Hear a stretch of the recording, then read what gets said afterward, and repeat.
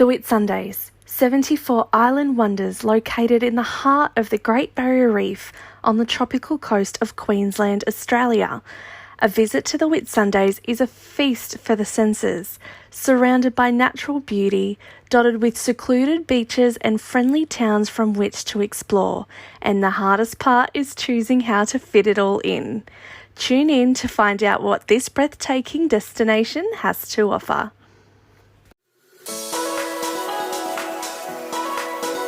Hey, I'm Steph, and I'm obsessed with all things travel, marketing, branding, and helping you stand out from the crowd.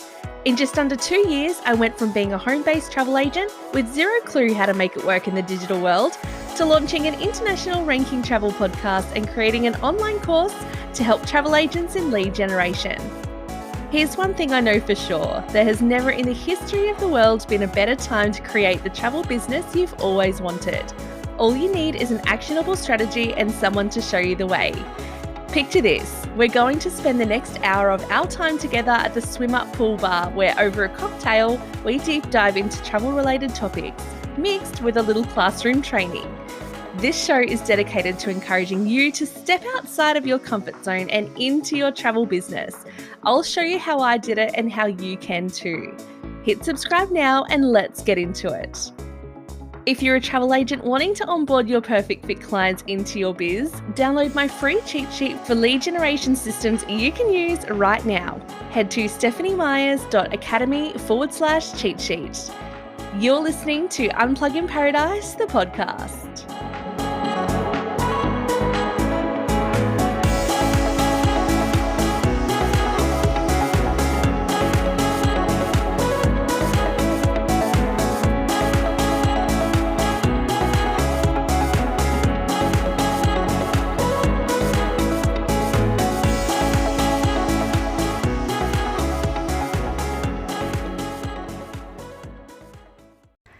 Hello and welcome back to my podcast.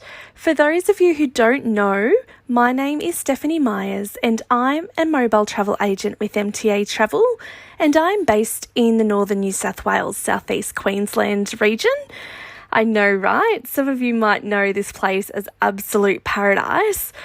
So working in such conditions can be tough sometimes. So after much needed time off the podcast, it does feel great to be back. As some of you might know, I needed to step back and really focus on what it was that I was trying to do and what I'm trying to provide you through my episodes.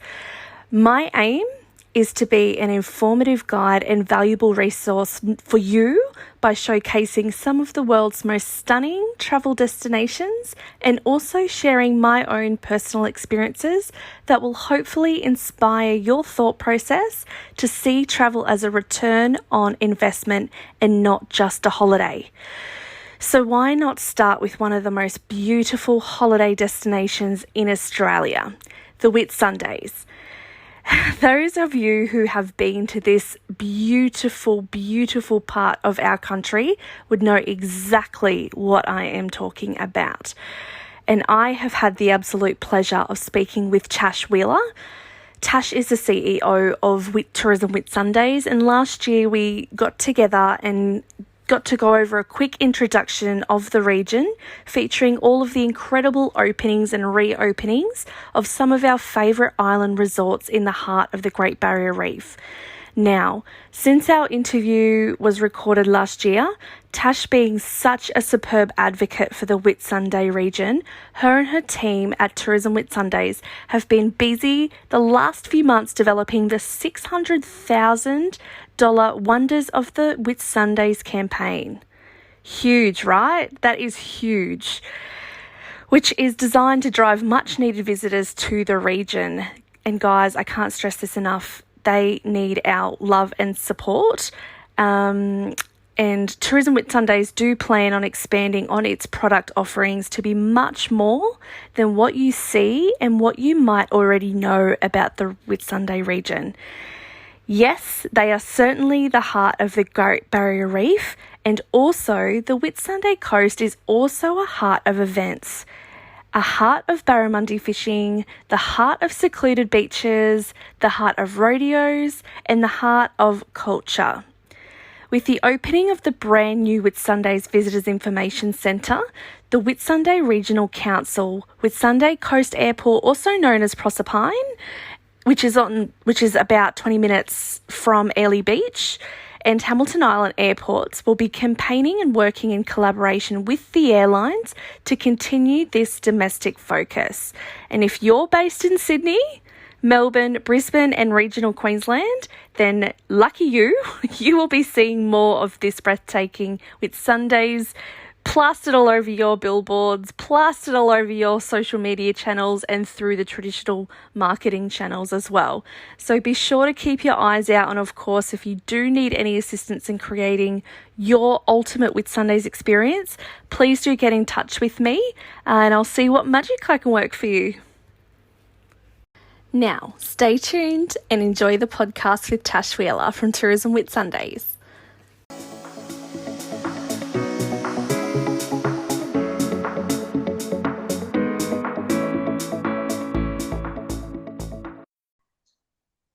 Hey Tash, welcome to the podcast. Hey Steph, thanks for having me. So we have finally got this nailed down. We had a few recording difficulties before, but we're finally on now. So let's go. Let's talk about the Whitsundays and what it's got going on at the moment. Awesome, that sounds great. Yeah, so the Whitsundays is in North Queensland. We have two domestic airports, so one airport on Hamilton Island and one airport on the mainland at the Whitsunday Coast Airport. And it's about 8 hours south of Cairns by car and about 14 hours, let's say, north of Brisbane by car. So, quite a way up and into Queensland. Flying here, we've got direct flights from Cairns, Brisbane, Sydney and Melbourne across the two airports with Virgin, Jetstar, Qantas and Tiger. So we're pretty lucky here. It's pretty easy to get to, and I think sometimes people just don't realise how easy it is to get here. Yes, that's right. Flying into region, the area as well is just absolutely amazing, especially Hamilton Island, straight across all those islands. It really goes to show, like when you're flying in, it shows you where we are. You're in the heart of the Great Barrier Reef, all of these islands. It's just spectacular. And if you come in through the Whitsunday Coast, you get to see the islands, the beautiful blue water, but you also see the fields and fields of sugarcane growing. It's pretty spectacular. Awesome. So we'll touch on the islands in a moment, but can you tell me a little bit about Proserpine as a destination? Yeah, sure. Proserpine's like the rural heart of the Whitsundays. It's really a very old town, a very long history. It's got lots of agriculture with the sugarcane farming. So a large portion of the sugar that is made comes from Proserpine. We've got amazing crocodile safaris in the Proserpine River. And then in the lake is one of the best barramundi fishing spots in the country. It's just incredible. It's a beautiful big Lake Proserpine, and they're actually in the process, they're going to be building a really accessible campsite and recreation area there so more people can make the most of that lake. There's lots of shopping in Proserpine, so I love it. At Christmas time, I go in there. There's some really lovely little boutiques with beautiful clothes, a homewares store, shoe shop, and I think there's 4 op shops in Proserpine, and for anyone that loves a bit of shopping, it's really exciting. So it's a great little spot in there. What have you got for those coffee lovers out there?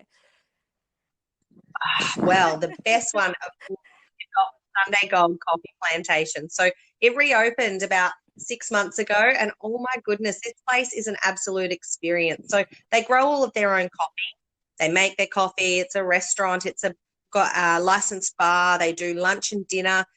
They also have an indoor kids play centre. So it's like in the cities when you go to those indoor kids play centres, it's like one of those, but on this whole big property where there's coffee, there's bird aviary, a beautiful big timber bird aviary. And when I say big, it's really big.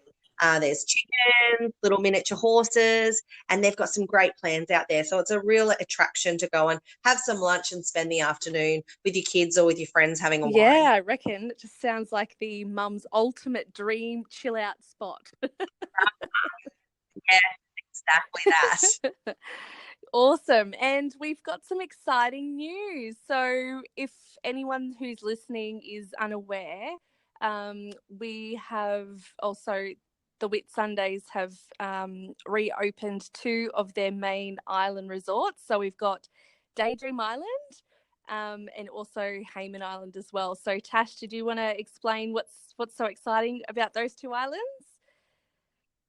Yeah, absolutely. So there's actually three islands that opened this year. So you've got Intercontinental by Hayman Island. They opened officially on the 1st of July.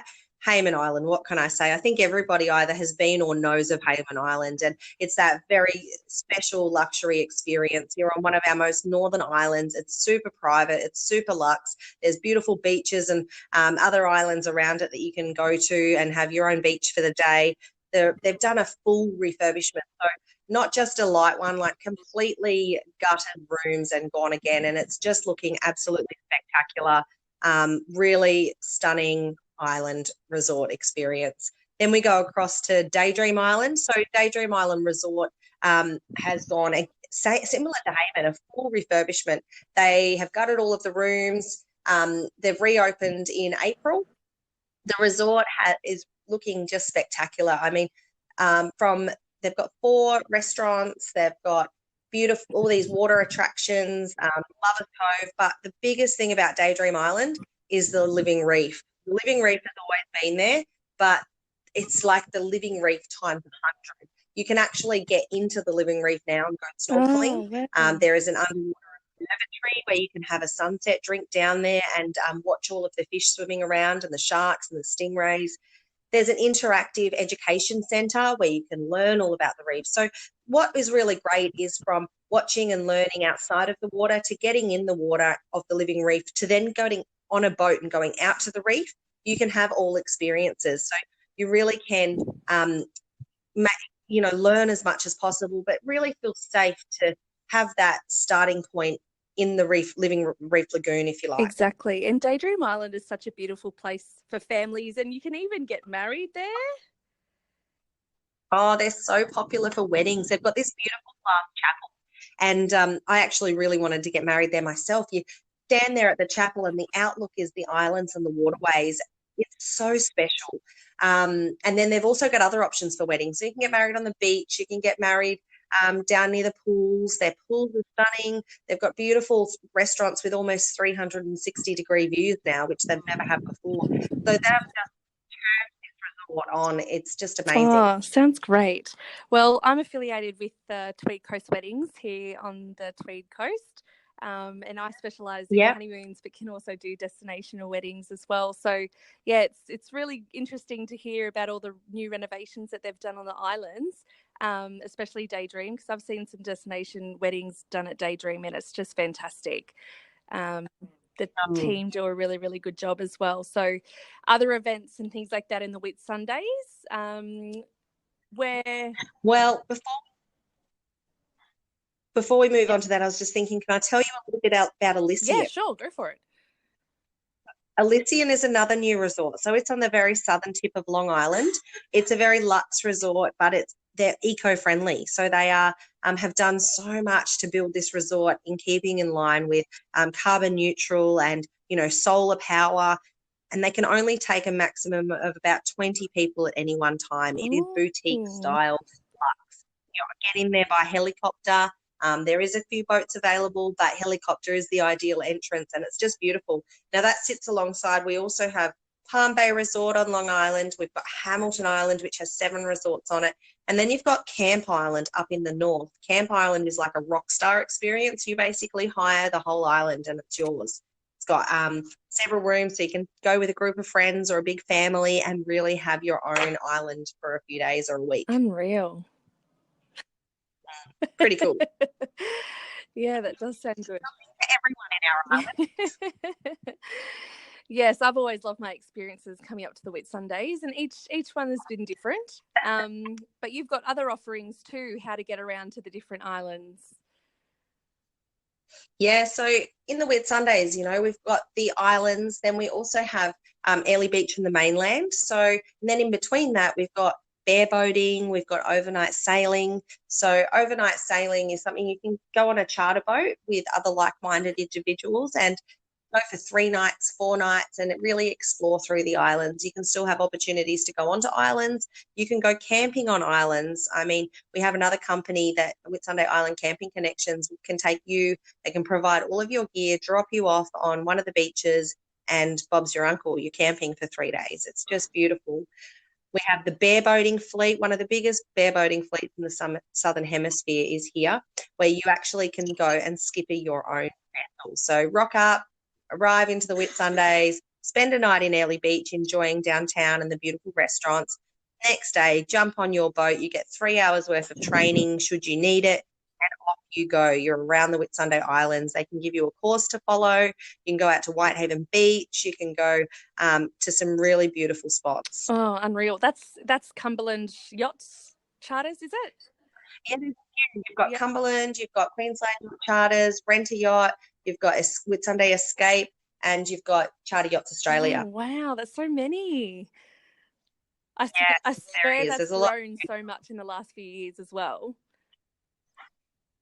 Yeah, there's lots more boats coming on board, and yeah, it's such a spectacular experience. My husband and I did it a year ago, and we went out to Nara Inlet and walked up the trek and all the Indigenous interpretation about the Naro people. It was really interesting, really touching. It's just such a beautiful thing to do, and if you find yourself doing an experience like that, most of the boats have a copy of 100 Magic Miles, but it's definitely worth a read. Oh, wow. Okay, so what's that book called? 100 Magic 100 Miles. Magic Miles. It's all about Sunday waterways, but it has some history through it and some really key points. It's a great book, and anyone that's going out on a boat, or it's just actually pretty interesting if you're in the Whitsundays, regardless of where you are. Really great book that's captured a lot of information over a long period of time. Yeah, wow. I might get you to send me through the link on that one, and I can add it to the show notes if that's cool. Yeah, sure. Yeah, that'd be really interesting for even me to pass on to, clients of mine that are heading to the Whitsundays and want to do some reading and, get some background. Definitely. Yeah, that sounds really cool. And just going back to the wedding possibilities in the Whitsundays, you can also get married on the yachts, can't you? You can get married on vessels. You can get married at Whitehaven Beach. We've got the outer Great Barrier Reef as well as fringing reefs around the islands. In our outer Great Barrier Reef, you've got Heart Reef. We've had lots of proposals in seaplanes and helicopters flying over Heart Reef. We've had lots of proposals at Whitehaven Beach as well. Airlie Beach is a stunning location for weddings. One of the beauties about the mainland is Airlie Beach in particular is a little bit like a resort town. So what you find, on those busier islands can be a little bit like what you can get at Airlie Beach. You've got all your different restaurants, you've got different accommodation types, you've got your big lagoon area down in the town centre that's open for everybody. There's all sorts of activities as well as tours that depart from Airlie Beach. Shopping, we've got some beautiful bars, wine bars, gin bars, martini bars. Yeah, really great fun spot to be. Lots of fun to be had. Oh, awesome. Fantastic. Well, I think I wanted to talk about the growth in the region and talk about the media and what their take is on the Whitsundays, picking on you guys when you've always just had such beautiful weather. I think there's a little bit of skepticism going around with different weather patterns and things like that and forecasting things that aren't true. It's scaring people away from the Whitsunday Coast. So I might see if we can do that another time with you. Yeah, sure. Cool. Happy to chat about it. Yeah. Can I just share one little, I've got a piece of paper in front of me, and it's really cool. Over the last 12 to 18 months, the level of investment across the region, from our beautiful little beach town of Bowen to Airlie Beach to Proserpine to out on the islands and all around, this is a really conservative figure, but we've got over $1.1 billion worth of new tourism infrastructure. Unreal. That is insane. That's a huge number. Yeah. And, you don't get that if it's not an incredible place to visit. What a beautiful destination we have here. And there's so much. I haven't even touched on some of the beautiful towns. I just mentioned Bowen and the drives you can have to Cape Gloucester and Hideaway Bay and out to Conway Beach and Cedar Creek waterfalls. Like, we're going to have to do this again, Steph, because there's truly so much Yeah, because last time we were chatting, we were talking about a little place called Collinsville too, which sounded really intriguing. Yes, yep, Collinsville. There's such a cool little Aussie outback pub out there. I just love it. Yeah, that's Started on events as well. We've got so many events. yeah, it sounds great. I'd love to do a little bit more like mainland domestic with you. That sounds like something we should definitely do for another episode. Um, but yeah, no, this has been a really good introductory to the Whitsundays, just touching lightly because there's so much more to the Whitsundays. There's 74 islands, am I right? Yes, that's right. 74 Island Wonders. Many of them, I think we only have about 6 that have any kind of infrastructure on them. The rest are all sitting empty to be explored. Far out to be explored. And Whitehaven Beach is one of those beautiful wonders that people can expect when they come up there. Yes, Whitehaven Beach, the pure silica sand. I think it's 98% silica sand. So when I get out there, I actually use it as I scrub my hands and my face, and it's like a facial. So beautiful. And the other really cool thing is it doesn't matter how hot it is, it never gets too hot to walk on. That's my kind of beach. Wow, cool. Yeah, so spectacular. I didn't realize. There's so many ways to access it. You can go by, with Cruise Whitsundays on one of their ferry boats, or you can go on a smaller fast boat. You can go by seaplane, helicopter. The options are really endless. And there's a beautiful new walk that just opened on the very southern tip. So it's quite a competition now to hill inland on the northern end. There's 2 really beautiful walks that can give you some amazing perspectives of the Whitsunday Islands. Yes, I'll tell you something. When back in 2010, I actually came up to the Whitsundays on a famil. I think I may have told you this when I first met you, but it was when Cyclone Alui had hit. Yes, so I was on lockdown for 5 days in Airlie Beach. So I bet you had fun. Cyclone party is the best. I did not know what to expect at all because, to be honest, it was like the first cyclone that I had ever enjoyed because we don't have them here in northern New South Wales. It's more of a tropical thing. So yeah, it scared the pants off me, literally. I was traveling all by myself and I was staying at the backpackers next door to the Airlie Beach Hotel. Yeah. I don't know if do they still call it the waterfront? Yeah, it's actually closed at the moment, but yeah, Airlie Waterfront. Yeah, so I stayed there, and the whole time that I was there, I'm not a traditional backpacker. I wouldn't have classed myself as a traditional one, but I didn't carry food around with me. So everywhere in town was closed. There was masking tape all over all the windows, and I had no cash. So I used to go to the shops and just ask if I could have some food because I couldn't get anything out of the ATM. It was a little bit scary, but I mean, everyone that I spoke to was so caring and lovely because they knew that they were there helping the community through the cyclone. It wasn't as scary as I thought it would be. Like there was a few big winds and stuff, but I mean, you could just tell that everybody was so well versed in what they needed to do to keep everybody safe. There was one moment where when all the electricity came back on, the whole town just went, yoo-hoo! It was so good, and everyone was just like out in the street. But you know what? Like I walked every day, and I was still out and about. It was only at night sometimes that it was a little bit too windy, but yeah. Aside from that, it's definitely a weathered area that does handle things like that really well. Yeah. Yeah, absolutely. And everyone's so helpful. And I think that's one thing that really brings the community closer together. The support and care that everyone gives to each other during times like that is really, really special. Yeah. I think they really do try to go out of their way to help other people. Yeah, definitely. You could definitely see that. Especially because I wasn't from the area, so they were more than accommodating for me. But see, it's just like part and parcel with the area. But when you guys do have really great weather, which is the majority of the year, it's just such a breathtaking destination. But yeah, I really want to talk about the fact of where the media, don't really give you guys a good representation based on past events that have happened. And you guys are restoring tourism in the area and doing such a great job with the influx that you've got coming and all that. So I think that's definitely a talk for another time. But thank you, Tash, for joining me today. I really appreciate it. No worries. Thanks for having me and inviting me. Thank you. And we'll talk other little goss. Getting into it deeper. That'd be awesome. Lovely. Thank you so much, Tash. Bye, Steph. See ya.